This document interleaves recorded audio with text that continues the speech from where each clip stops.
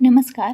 आज आपण पाहणार आहोत रांगेतील स्थान या टॉपिकवरील काही विशेष प्रश्न जे सर्व स्पर्धा परीक्षांसाठी उपयुक्त आहेत. पहिला प्रश्न पाहूया.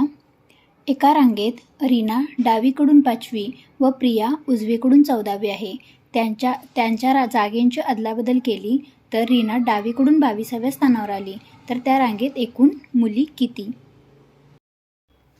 आता या रांगेत रीना डावीकडून 5वी, ही रीना डावीकडून 5वी आहे व प्रिया उजवीकडून 14वी आहे. प्रिया उजवीकडून 14वी आहे. या दोघींची जागेंची अदलाबदल केलेली आहे. इथं आली प्रिया आणि आली रीना. जागेची अदलाबदल केल्यानंतर रीनाचा डावीकडून 22वा क्रमांक आलेला आहे. म्हणजे इकडून रीनाचा हा 22वा क्रमांक आलेला आहे.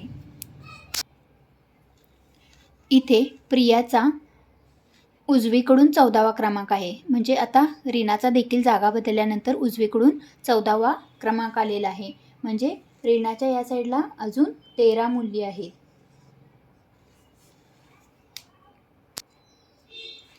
व डावीकडून आता हिचा 22वा क्रमांक आहे. म्हणजे अजून हिच्या डावीकडे अजून 21 मुली आहेत. म्हणजेच या 21 मुली, या 13 मुली आणि ही रीना स्वतः यांची जर बेरीज केली तर रांगेत एकूण किती मुली आहेत ते आपल्याला मिळून जाईल. 21 अधिक 13 आणि ही रीना स्वतः आहे. मुली असणार 35. रांगेमध्ये एकूण मुली आहेत 35. पुढील प्रश्न पाहू. मुलांच्या रांगेत अभय उजवीकडून 10वा आहे व डावीकडून 12वा आहे. त्याच रांगेत श्याम मध्यभागी उभा आहे, तर त्याचा क्रमांक किती? म्हणजे श्याम हा मध्यभागी आहे आणि त्याचा क्रमांक आपल्याला विचारलेला आहे. तर मग आपण पहिला रांगेत एकूण किती मुले आहेत ते पहिला काढूयात. या मुलांच्या रांगेत अभय हा उजवीकडून 12वा आहे, उजवीकडून 12वा आहे आणि उजवीकडून 10वा आहे व डावीकडून 12वा आहे. म्हणजेच अभयच्या उजवीकडे आणखीन अजून 9 मुले आहेत आणि याचा डावीकडून 12वा क्रमांक आहे. म्हणजेच याच्या डावीकडे अजून 11 मुले आहेत.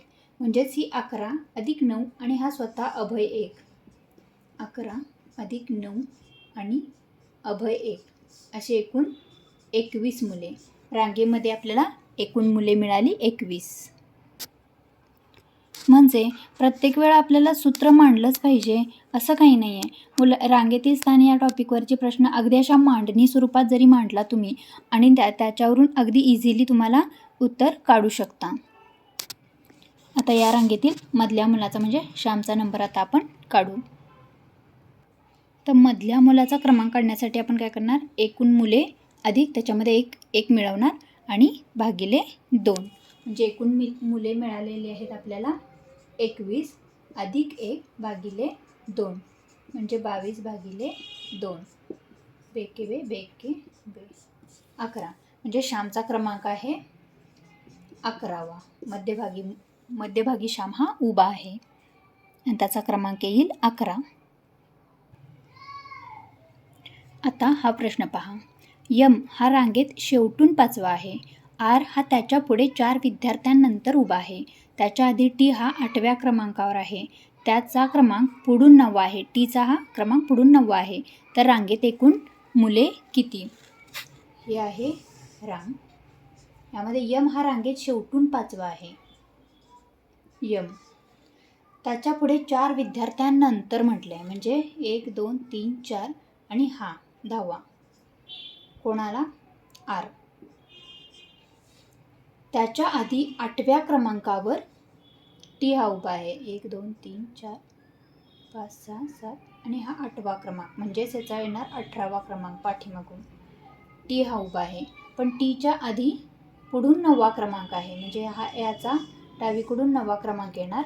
म्हणजेच याच्या आधी इथे अजून 8 मुले आहेत. तर रांगेत एकूण मुले किती विचारले? म्हणजे हा याचा 18वा क्रमांक आणि हा याच्या मागचीही 8 मुले, म्हणजे एकूण रांगेमध्ये 26 मुले आहेत.